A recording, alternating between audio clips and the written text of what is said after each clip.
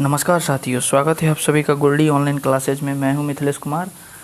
आज हम लोग GS 40 number BPSC teacher recruitment exam जो 2 और 3.0 में जो आता है, उसमें आपको 8 मार्क्स का हम लोग जनरल साइंस का सेकेंड पार्ट है ये। और 8 मार्क्स का जो राष्ट्रीय आंदोलन है हिस्ट्री का, मॉडर्न हिस्ट्री का, उसका हमने 8 नंबर का हम वीडियो बनाकर डाल दिए हैं। उसका आप लोग देख लीजिएगा जाके, राष्ट्रीय आंदोलन प्लेलिस्ट जो होगा। उसके बाद 8 मार्क्स का हम लोग इसमें करेंट अफेयर और 8 मार्क्स का, तो इसमें हम लोग 8 मार्क्स का राष्ट्रीय आंदोलन ख़त्म कर दिए हैं। 8 मार्क्स का ये साइंस चलेगा लगभग 4 या 5 वीडियो में। उस फिर 8 मार्क्स का ज्योग्राफी, ठीक है, इस सिलेबस है आपका, जिसमें आपको 8 मार्क्स का करेंट अफेयर है और 8 मार्क्स का मैथ है। 8 नंबर बांटा हुआ है, 1 2 3 4 5, टोटल आपको 5 गो विषय। जीएस जो 40 मार्क्स का आता है, कॉमन पेपर है 1 to 5, 6 to 8 और 9, 10, 11, 12 का जो 40 मार्क्स का होता है ना जीएस, उसी में ये काम आएगा आपको। तो राष्ट्रीय आंदोलन हो गया। अब साइंस हम लोग ये पार्ट 2 देखेंगे। तो ये हमारा जीएस का सिलेबस हो गया। और जो आपका सब्जेक्ट जो होता है अपना, जिससे हिस्ट्री हो गया 40 मार्क्स का और पॉलिटी हो गया 40 मार्क्स का। तो ये जिसका कॉम्बिनेशन पेपर होगा हिस्ट्री पॉलिटी, उसका हम टोटल एससीईआरटी का और एनसीईआरटी का केवल एमसीक्यू प्रश्न हम प्लेलिस्ट बनाकर डाले हुए हैं, जाके आप लोग चैनल पे देख लीजिएगा, ठीक है। तो हम लोग इसको ख़त्म कर दिए हैं। अब हम लोग जीएस 40 नंबर पढ़ेंगे। तो चैनल पे नए हैं तो चैनल को सब्सक्राइब कर लीजिए और बेल आइकन को प्रेस कर दीजिए। अपने दोस्तों को ज़रूर शेयर कीजिएगा और वीडियो अच्छा लगा हो तो ज़रूर कमेंट कीजिएगा। और कोई भी लिंक लेना चाहते हैं या कोई भी नोटिफिकेशन, तो गोल्डी ऑनलाइन क्लासेज का टेलीग्राम चैनल है, जिसका डिस्क्रिप्शन में लिंक दिया हुआ है, उसको आप लोग ज़रूर फॉलो कीजिएगा। तो आइए शुरू करते हैं, हम लोग पॉइंट पे चलते हैं। ये एक तरह से रिवीजन क्लास होगा, वन लाइनर रिवीजन क्लास है, एग्जाम बेस्ड रिवीजन क्लास है। फिर उसके बाद लास्ट में एमसीक्यूज लगाएंगे। आइए शुरू करते हैं। पहला प्रश्न है प्रकाश संश्लेषण का। ये पार्ट 2 वीडियो है, ठीक है ना। इसका पार्ट 1 हम डाल दिए हैं। प्रकाश संश्लेषण का प्रथम स्थिर यौगिक क्या है? तो हो जाएगा फास्फोग्लिसरिक अम्ल हो जाएगा। ये सब याद कर लीजिएगा, साइंस का है, अब याद तो करना पड़ेगा। राइजोम पादप का भूमिगत प्रारूप कैसा है? तो हो जाएगा तना होता है। दलहन के जड़ में पाए जाने वाले जीवाणु क्या कहलाते हैं? राइजोबियम कहलाते हैं। जो नाइट्रोजन को क्या कहते हैं, उसको दलहन नाइट्रोजन स्थिरीकरण में काम आता है। सब पौधे नाइट्रोजन ग्रहण करते हैं नाइट्रेट के रूप में। जैसे हम लोग कैसे आटा को डायरेक्ट आप रोटी नहीं ना खा लीजिएगा, आटा फाँक लीजिएगा, आटा में पानी डालिएगा, उसको गूँथिएगा, उसके बाद रोटी बनाइएगा। तो उसी तरह नाइट्रोजन को क्या करता है राइजोबियम, नाइट्रेट बना के रोटी के तरह देता है पेड़ पौधा को। पादपों में जल तथा खनिज लवणों का संचालन जाइलम के द्वारा। देखिए, ज से जाइलम और ज से जल, ठीक है ना। तो जल और खनिज लवण जाइलम के द्वारा। अब बना जो भोजन होता है, जो बनता है पादपों में, पेड़ पौधा में, वो फ्लोएम के द्वारा जाता है, याद कर लीजिएगा।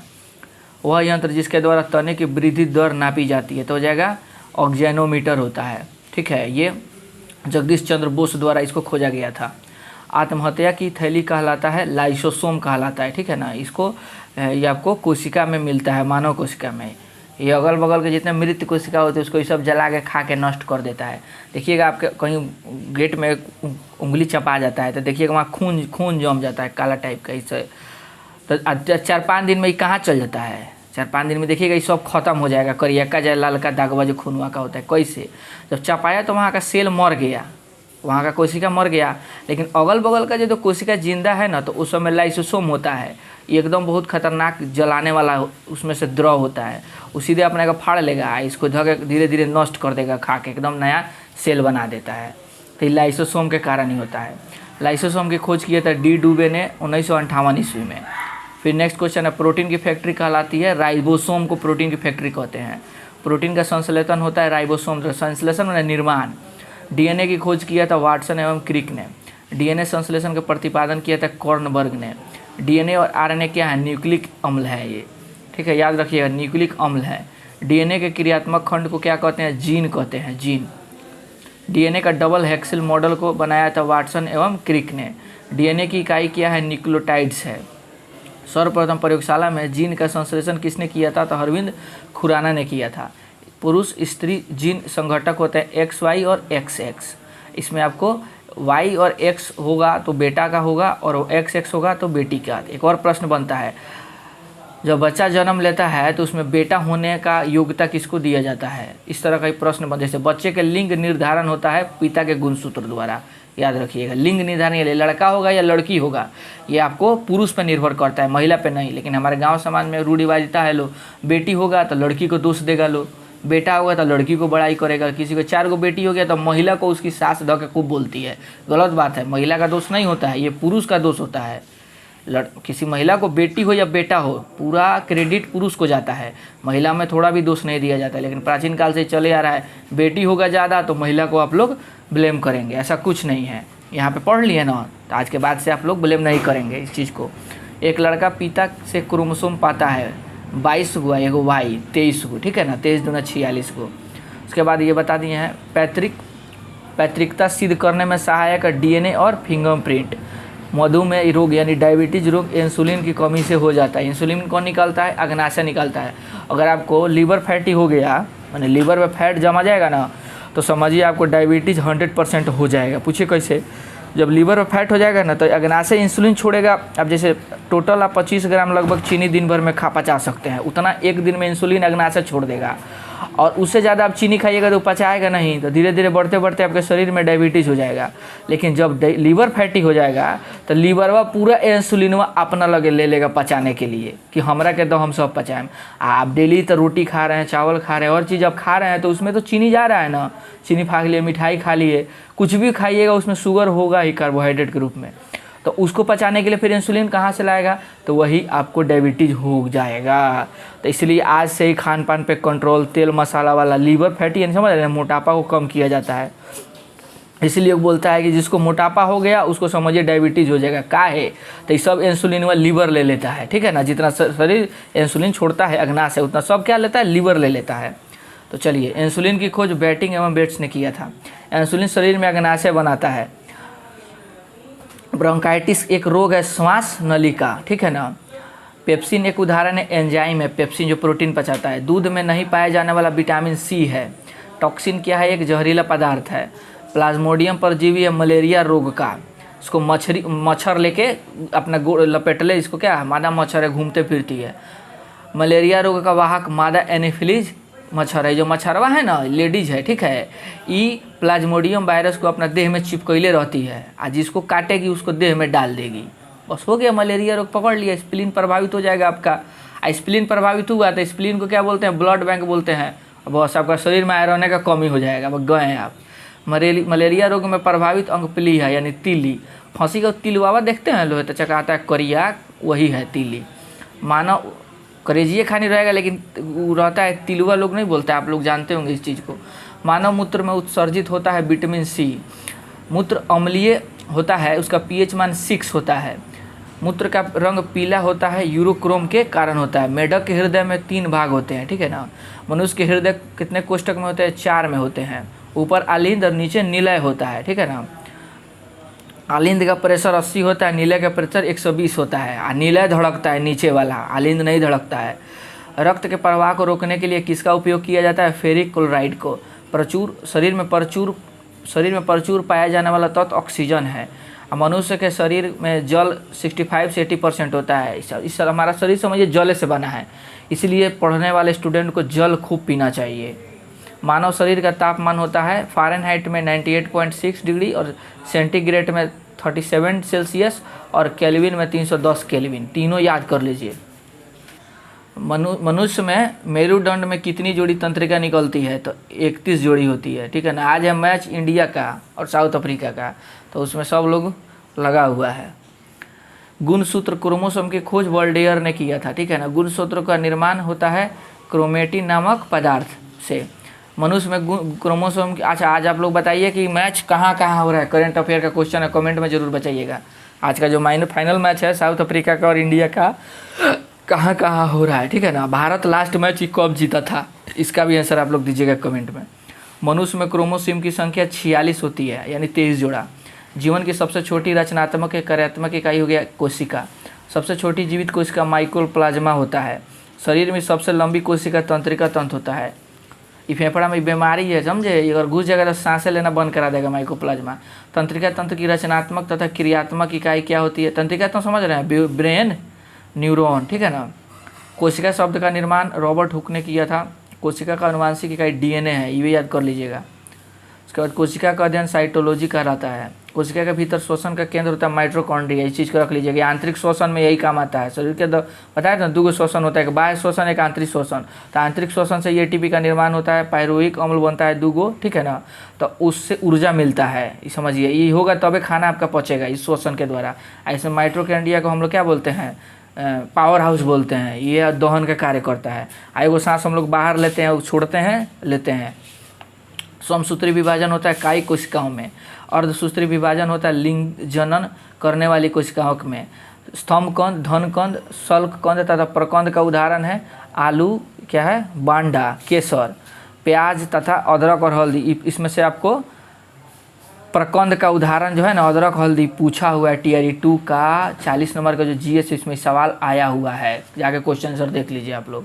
अमरूद, अंगूर, शरीफा तथा टमाटर के खाने योग्य फल भी थी। फल भी थी समझ रहे हैं, अंदर का छिलका का और गुठली के, जैसे एगो छिलका छील दीजिएगा, एक लेयर गया, दूसरा लेयर गुदा आया, और गुदा के बाद तीसरा लेयर कथी आता है, आठी आएगा, चाहे बीज आएगा। तो बीज छिलका जो बोलते हैं इसी को फल भी थी बोलते हैं। आम, पपीता तथा बेर के खाने योग्य मध्य फल भी थी है, याद रखिएगा। आम का, पपीता का देखते हैं, चाहे बहिर का आठी है, फिर उसके बाद से गुदा है, गुदा के बाद छिलका है। तो जो छिलका हटा के फेंक दें और गुदा फेंक दी, अथी आठी या बीज फेंक दी, या बीच में कौन बचा, फल भी थी, वही खाया जाता है, मध्य फल भी थी। फूल गोभी के खाने योग्य भाग क्या है, पुष्पक्रम। उसके बाद हल्दी में पीला रंग किसके कारण, कुरकुमीन के कारण होता है। फिर टमाटर का रंग, टमाटर का लाल रंग होता है लाइकोपीन के कारण होता है। अदरक तथा आलू के खाने योग्य भाग तना, याद रखिएगा। अदरक और आलू, आलू का हम लोग तना खाते हैं, चाहे अदरक का देखिएगा रियल में, अदरक को आप लोग गूगल पर डाल के उसमें से जड़ निकल रहता है। आलू का आँख होता है, तो जो आँखवा निकलता है ना, गांव देहात में जब आलू बोआता है तो काट दिया जाता है, तो आँखवा बचा के काटा जाता है, तो वो आँखवा जड़ है। तो जड़ हम लोग थोड़ी खाते हैं, ताना खाते हैं, ठीक है ना, कोड से याद कीजिएगा। दूध में पाई जाने वाली शर्करा लैक्टोज है। सबसे लंबा कृमि यानी कि जो वर्म होता है, टेप वर्म होता है, ये सब कोचुआ इसी में आता है। कपड़ा सुखाने तथा दूध से मक्खन निकालने वाली मशीन का कार्य अपकेंद्रीय बल के सिद्धांत पे होता है, फेंकता है चारों ओर केंद्र से ऊपर की ओर। दूध से क्रीम निकालने का घनत्व बढ़ जाता है, दूध से क्रीम निकालिएगा ना तो घनत्व बढ़ जाएगा उसका।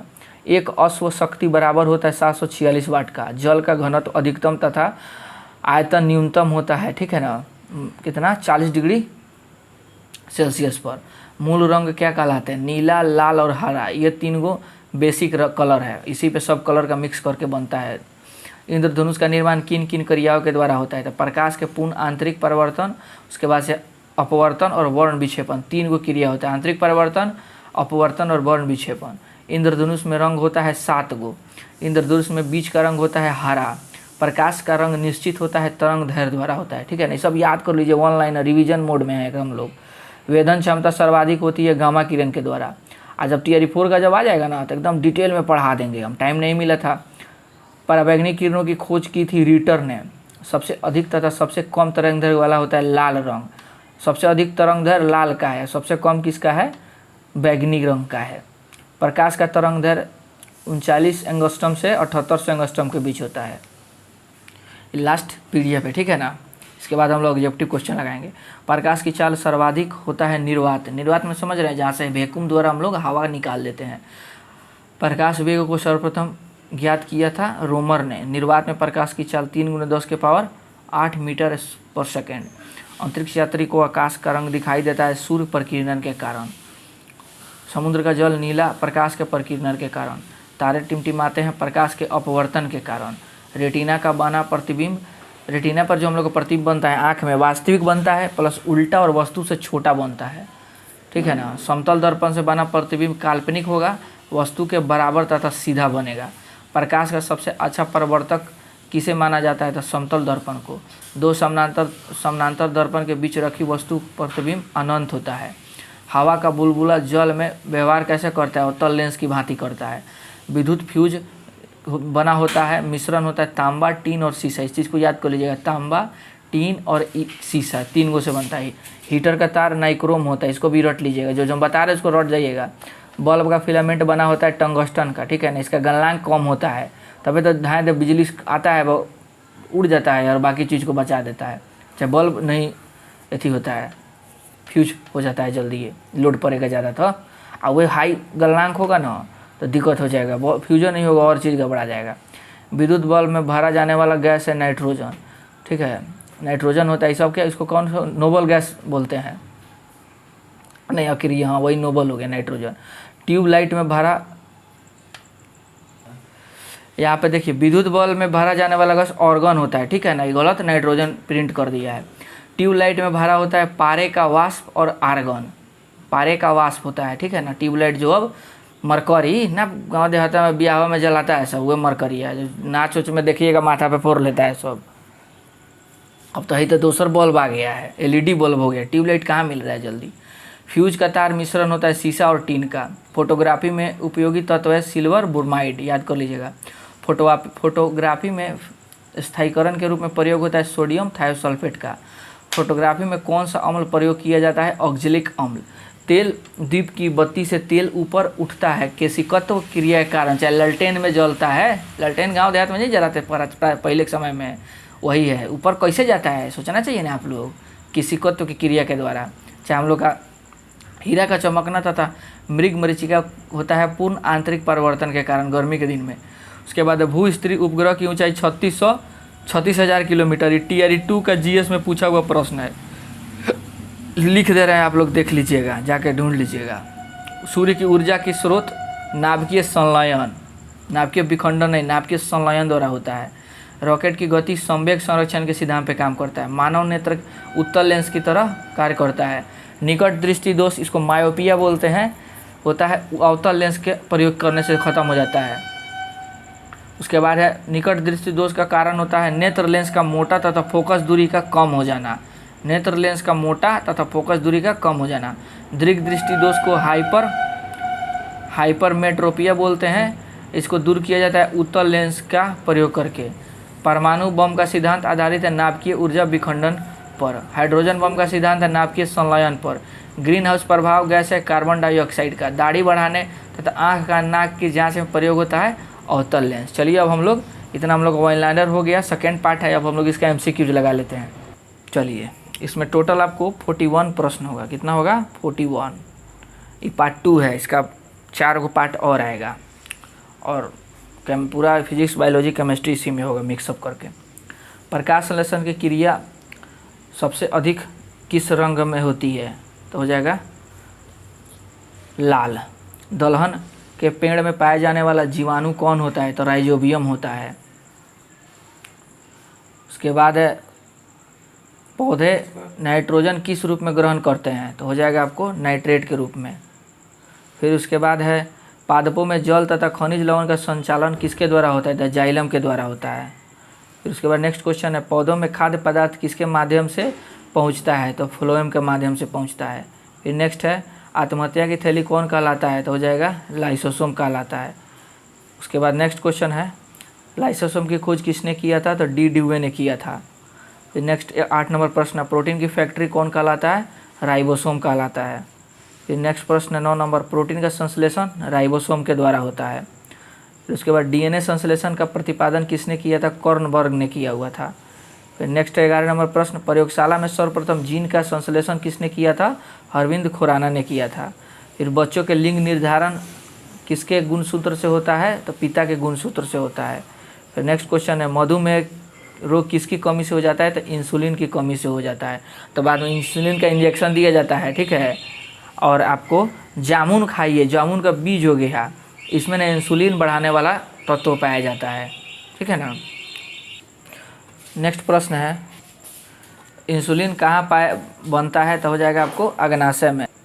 फिर नेक्स्ट है दूध में कौन सा विटामिन नहीं पाया जाता है, तो विटामिन C नहीं पाया जाता है। नेक्स्ट प्रश्न 16 नंबर मानव मूत्र में कौन सा विटामिन उत्सर्जित होता है, तो विटामिन C उत्सर्जित होता है। देखिए लास्ट में एग्जाम के पहले हम बीमारी और पोषक तत्व से संबंधित वीडियो 10-15 मिनट का होगा बना देंगे, जो हमारा पर्सनल नोट्स है, ठीक है, तो उसको आप लोग अच्छा से एग्जाम पहले देख लीजिएगा। मानव शरीर का सामान्य ताप कितना होता है, तो 37 डिग्री सेल्सियस होता है, 310 डिग्री केल्विन होता है, 10 डिग्री। मानव के शरीर में मेरुदंड में कितनी जोड़ी तंत्रिकाएं होती है, 31 जोड़ी हम बता रहे हैं। गुणसूत्र की खोज किसने किया था, तो वोल्डेयर ने किया था। मानव में क्रोमोसोम की संख्या कितनी होती है, तो 46, जोड़ा में 23 जोड़ा। उसके बाद है सबसे छोटी जीवित कोशिका, तो 21 नंबर प्रश्न है, सबसे छोटी जीवित कोशिका कौन सा है? माइकोप्लाज्मा। 22 है, शरीर की सबसे लंबी कोशिका कौन सी है? तंत्रिका तंत्र हो जाएगा। उसके बाद है, कोशिका का अनुवांशिक पदार्थ क्या है? तो डीएनए हो जाएगा। एक जीन से मतलब दूसरा पीढ़ी ये गुणों को आदान प्रदान करता है। कोशिका के भीतर श्वसन माइटोकॉन्ड्रिया के द्वारा। फिर टमाटर का खाने योग्य भाग फल भित्ति हो जाता है। उसके बाद पपीता का खाने योग्य भाग यो मध्य फल भित्ति, याद रखिएगा। हल्दी का पीला रंग किसके कारण होता है? कुरकुमिन के कारण होता है। टमाटर में लाल रंग किसके कारण होता है? तो हो जाएगा लाइकोपीन के कारण, लाइकोपीन के कारण। फिर उसके बाद है, दूध में पाया जाने वाला शर्करा कौन है? तो हो जाएगा लैक्टोज हो जाएगा। फिर है उसके बाद, जल का घनत्व तो अधिकतम कितने डिग्री पर होता है? तो हो जाएगा आपका इसका, तो हो जाएगा इसका 4 डिग्री सेल्सियस हो जाएगा। वेधन क्षमता सर्वाधिक किस किरण में होती है? तो गामा किरण में होती है। फिर उसके बाद है, सबसे कम तरंगधर किसका होता है? बैगनी का। सबसे अधिक होता है लाल का। प्रकाश में चाल अधिकतम होती है निर्वात। ये निर्वात माने खाली जगह, हवा हुआ कुछ ना हो उसमें। अंतरिक्ष यात्री को आकाश काला दिखता है, प्रकीर्णन के कारण दिखाई देता है। समुद्र का जल नीला किसके कारण दिखाया जाता है? यो प्रकाश के, ये हो जाएगा आपको, यो प्रकीर्णन के कारण ही हो जाता है। तारे का टिमटिमाना अपवर्तन के कारण होता है। हीटर का जो कि तार नाइक्रोम का बना होता है। तेल का दीप जो बत्ती जलता है किसके कारण ऊपर चढ़ता है? तो हो जाएगा ये केशिकत्व के कारण ऊपर चढ़ता है। फिर नेक्स्ट क्वेश्चन है, ग्रीन हाउस गैस प्रभाव कौन है? तो मतलब ग्रीन प्रभाव कौन सा गैस ज़्यादा डालता है? तो हो जाएगा CO2 ज़्यादा डालता है। परमाणु बम किस सिद्धांत पर काम करता है? तो नाभिकीय विखंडन के सिद्धांत पर काम करता है। आज का नेक्स्ट लास्ट क्वेश्चन है, हाइड्रोजन बम किस सिद्धांत पर काम करता है? तो नाभिकीय संलयन पे, जो सूर्य का होता है। तो हाइड्रोजन बम ताकतवर होता है ज़्यादा, लेकिन घातक मतलब कम करता है। और परमाणु बम ताकतवर कम नहीं होता है हाइड्रोजन की तुलना में, लेकिन ये क्या बोलते हैं, इससे घातक बहुत ज़्यादा होता है परमाणु बम। इस चीज़ को याद रखिएगा। तो ये हमारा आज का सेकेंड वीडियो हो गया, और इसके बाद हम लोग इसके बाद थर्ड फोर्थ वीडियो बनाएंगे। तो चैनल पर नए हैं तो चैनल को लाइक सब्सक्राइब कर लीजिए। अगर वीडियो अच्छा लगा हो, कोई दिक्कत हो तो कमेंट में उसका ज़रूर डालिएगा। और तब तक के लिए मिलते हैं नेक्स्ट वीडियो में। थैंक यू, जय हिंद।